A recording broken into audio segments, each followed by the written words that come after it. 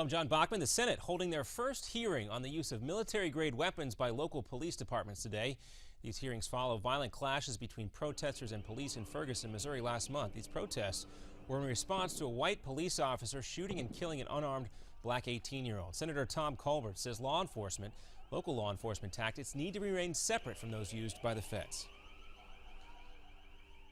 There is no role for the federal government in the local and state police forces in our country. Well, Colbert also says he hopes his colleagues can see where and how they've crossed the line. The federal government has been arming local police departments since the September 11th terror attacks of 2001. Also, Senator Claire McCaskill adds that the wars in Iraq and Afghanistan should have taught us that winning hearts and minds of people is a more effective way to prevent violence. I question whether state and local law enforcement agencies need this kind of equipment, and certainly whether they need it more than our state's National Guards. Of course, the U.S. Justice Department is still investigating the police shooting of Michael Brown, which sparked those protests 1 month ago. The president is going to ask Congress for $5 billion to fund counterterrorism operations in the Middle East. President Obama will be meeting with congressional leaders within the hour.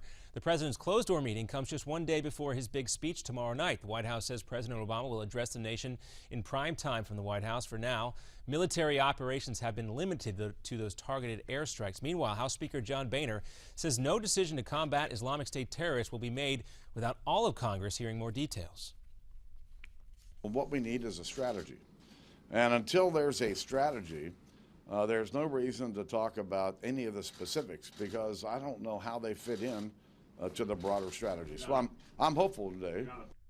Well, Speaker Boehner says he wants to hear a plan that goes after ISIS and destroys it. He added that he has been calling for a strategy to deal with Islamic extremists since January. And convicted terrorist Jose Padilla received a new 21-year sentence today. Padilla's sentence was initially set for 17 years, but a district judge ruled that was too lenient. Padilla was arrested by the FBI in 2002 for conspiring with al-Qaeda to detonate an explosive inside the United States. He was convicted of supporting al-Qaeda and conspiracy back in 2007. And the fourth American aid worker stricken with Ebola is now in Atlanta receiving treatment. That patient is at Emory University Hospital. That's the same facility where 2 other American workers were successfully treated. Dr. Kent Brantley and Nancy Wrightball have now fully recovered. Both also received an experimental drug known as ZMatt to treat Ebola symptoms. There's still no word on the identity of that patient. Coming up in 30 minutes or an hour, we'll talk about the new iPhone release today. I'm John Bachman. We'll have another news update in 30 minutes. Now back to the Steve Malzberg Show live from New York.